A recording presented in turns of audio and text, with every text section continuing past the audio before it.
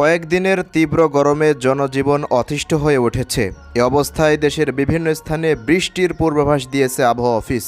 বৃষ্টিপাতের প্রবণতা আগামী 2 দিন পর্যন্ত অব্যাহত থাকতে পারে বলেও ধারণা করা হচ্ছে। আবহাওয়া অফিসের তথ্য অনুযায়ী লঘুচাপের বাড়তি অংশ পশ্চিমবঙ্গ ও তার কাছাকাছি এলাকায় অবস্থান করছে।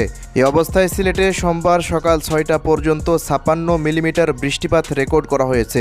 বৃষ্টিপাতের এ প্রবণতা মঙ্গলবার 23শে এপ্রিল পর্যন্ত অব্যাহত থাকতে পারে বলে জানিয়েছে বাংলাদেশ আবহাওয়া অধিদপ্তর। প্রিয় দর্শক, এদিকে পরবর্তী 24 ঘন্টার আবহাওয়ার পূর্বাভাসে জানানো হয়েছে, পরবর্তী 24 ঘন্টায় ময়মনসিংহ, সিলেট ও চট্টগ্রাম বিভাগের 2-1 জায়গায় অস্থায়ীভাবে দমকা অথবা ঝোড়ো হাওয়া সহ বৃষ্টি অথবা বজ্রসহ বৃষ্টিপাত হতে পারে।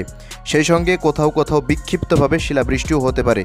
ঝড় বৃষ্টির এ প্রবণতা পরবর্তী 24 ঘন্টায় সিলেট বিভাগে অব্যাহত থাকতে পারে। এ সময় দেশের অন্যান্য জায়গায় অস্থায়ীভাবে আংশিক মেঘলা আকাশসহ সারা দেশের আবহাওয়া প্রধানত শুষ্ক থাকতে পারে। এ পরিস্থিতিতে সোমবার দিনের তাপমাত্রা সামান্য কমতে পারে এবং রাতের তাপমাত্রা প্রায় অপরিবর্তিত থাকতে পারে। এরপর অবশ্য আবার তাপমাত্রা বাড়বে।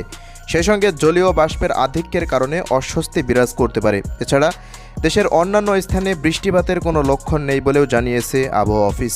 দর্শক, এই ছিল আজকের আবহাওয়ার সবশেষ রিপোর্ট।